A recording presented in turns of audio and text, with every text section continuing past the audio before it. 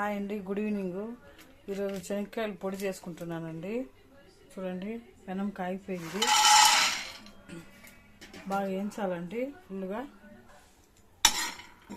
బాగా వేయించుకోవాలండి.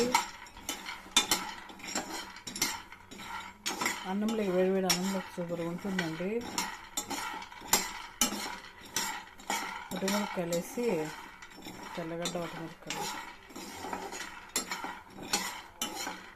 మా అబ్బాయి కావాలంట అండి, ఇద్దరు ఆఫీస్కి వెళ్తారు. ఇచ్చి పంపించడానికి చేస్తున్నానండి నేను మా అబ్బాయికి. చపాతి శనక్కాయల పొడి రెండు ఇచ్చి పంపించాలండి. ఇప్పుడు బాగా కలర్ చేంజ్ అయ్యేంత వరకు వేయించాలండి. అప్పుడే బాగా రుచిగా ఉంటుంది. స్మెల్ వస్తుందండి బాగా శనక్కాయ గింజలు వేగిన తర్వాత.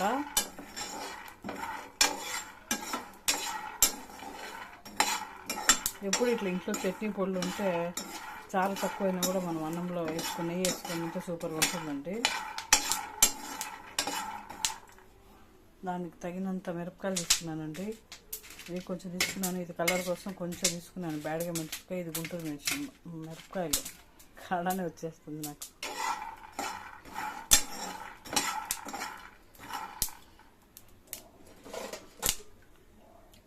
చూడండి, బాగా వేగిపోయినాయి అన్నమాట.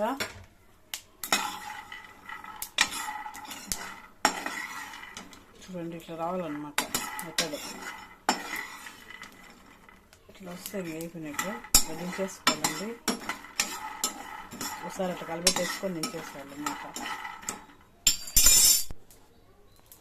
చాట్లో వేసేసుకుంటాం. ఇంకొంచెం కూడా వేసుకుంటున్నానండి, మాకు కొంచెం పెట్టుకోవాలి అట్లే. రెండోసారి కూడా వేగిపోయినాయండి, కొద్దిగా వేగాలన్నమాట. చూడండి,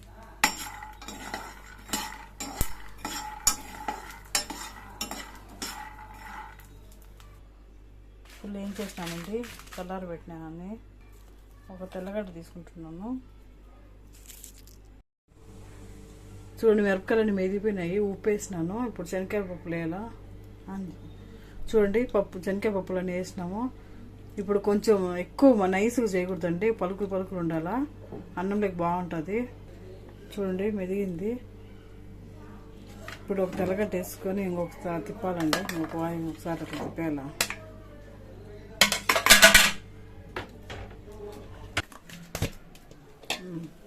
అంతే అండి, స్పూన్తో చూపించు తీసి ఇట్లా. చూడండి, ఈ మెత్తల్లో ఉండాలండి. నోటికి బాగా పలుకులు తగులుతూ ఉంటే బాగా టేస్టీగా ఉంటుందండి శనక్కాయల పొడి. ఎంత స్మెల్ వస్తుందో గమగమ అనేసి. మీరు కూడా ట్రై చేయండి, సూపర్గా ఉంటుంది. ఇంకా చపాతీ చేయాలండి. చపాతీ కలిపి పెట్టినామంటే కొంచెం బాగా కలపాలా. చపాతీ చేయాలి ఇప్పుడు.